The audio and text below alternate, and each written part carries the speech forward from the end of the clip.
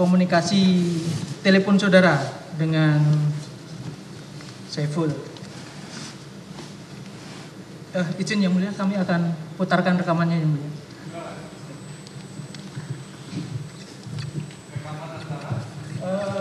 Ini rekaman tanggal 6 Januari antara saksi dengan saudara Saiful.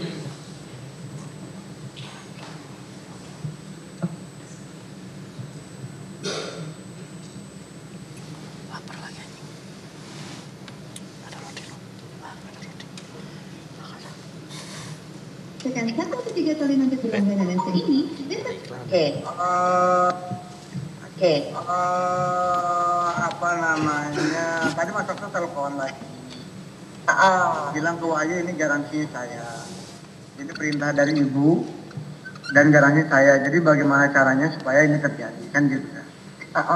Itu yang pertama. Yang kedua, besok kan pleno tuh KPU.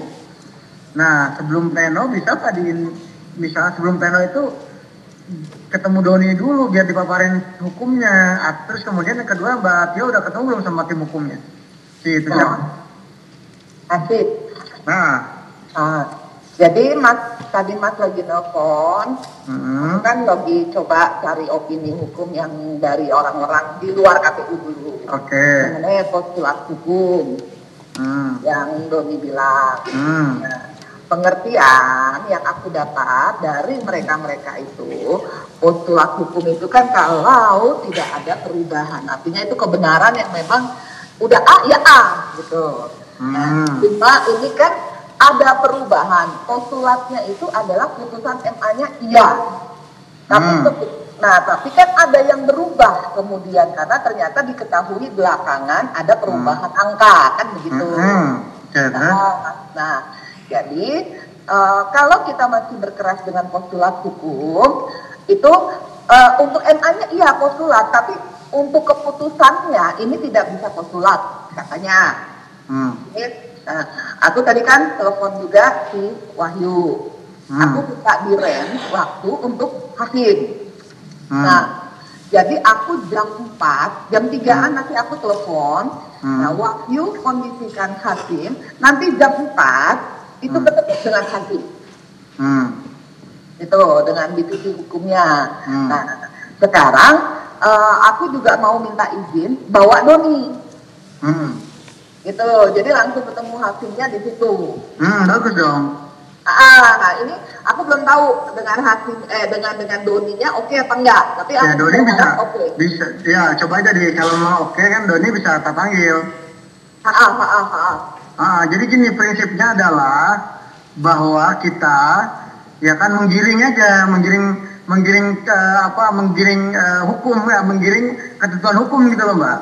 Bahwa postulat yang tafsiran yang paling benar tafsiran versi kita. Itulah yang kita nanti canangkan ke semua stakeholder.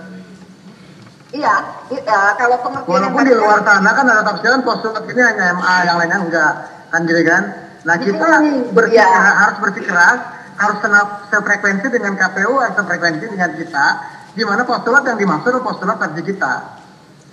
Nah gitu aja. Sama, kalau memang tidak memungkinkan, aku pengen tahu, lo punya way out nggak untuk masalah ini, kan gitu. Ini sekarang kan kesalahan ada penghitungan di kalian, kan gitu.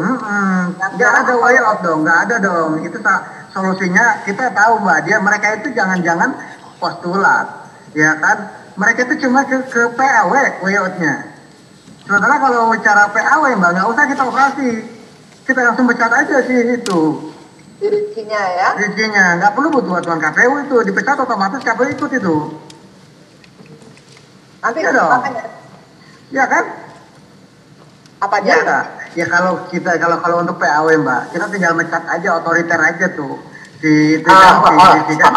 Butuh KPU nggak butuh, cuma administrasi aja. Ya, cara ininya kan KPU. Mereka yang mengurus. Nah, aku coba ngomong lagi. Sehingga ini kenapa ada ini adalah opsus untuk meneguhkan kedaulatan tafsir hukum. Gitu dong, kayak gitu. Nah kemudian nanti di jam 4 aku bisa hadir nanti kalau mau dibutuhkan. Kalau aku sih berharap kita bertiga bisa juga ketemu dengan Wahyu dan Hasim. Iya betul, sebelum pleno kan Mbak Vika?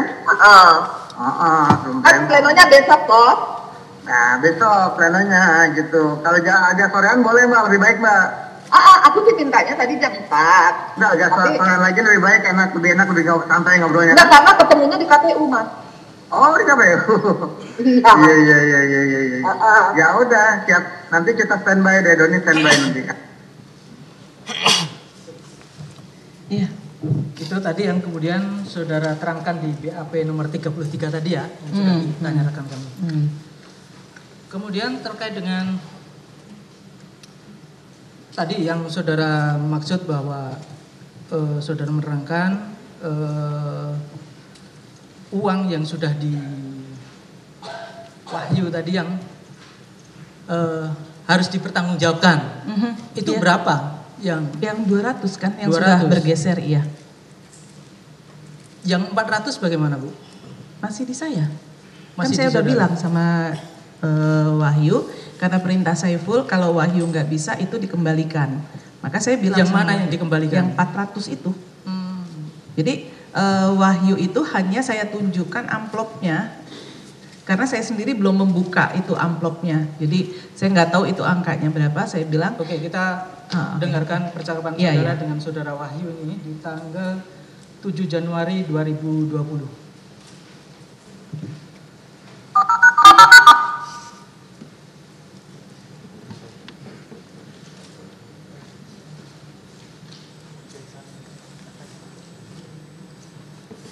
Halo, iya Mas. Halo Mbak. Gimana Mas? Bisa saya telepon? Ya. Ya. Mbak. Gimana jadi? Tadi saya sudah ketemu Tuni. Saya sudah ketemu Tuni. Ya biasalah dengan logikanya gitu kan. Tapi akhirnya dia bisa memahami, terus dia udahlah masih upayakan sekali lagi. Coba ngomong baik-baik dengan ketua lobi, siapa tahu ada salah. Kalau itu solusinya gitu. Cuma kan dia nyinggung masalah duit. Nah, terus saya ngomong gitu, John, saya sudah menerima dana dari Mbak Tio sejumlah 400. Saya ngomongnya gitu, sejumlah 400, dan saya tentu akan mempertanggungjawabkan. Dan ini memang dana ini masih ada pada saya, belum saya distribusikan karena situasinya tidak memungkinkan. Oh jujur mas aku paham mas. Kan lebih baik seperti itu kan Mbak? Iya. Terus saya pasang strategi gini Mbak. Ini nanti malam saya mau ceng-ceng sama. Jadi yang mana Bu yang dipertanggungjawabkan? Itu kan KPK menyitanya dari saya. Artinya 400 itu masih ada sama saya. Jadi belum bergeser sama sekali dan KPK mengambilnya masih dalam keadaan amplop tertutup.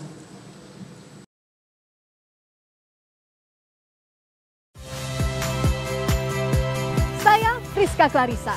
Saksikan program-program Kompas TV melalui siaran digital, pay TV, dan media streaming lainnya. Kompas TV, independen, terpercaya.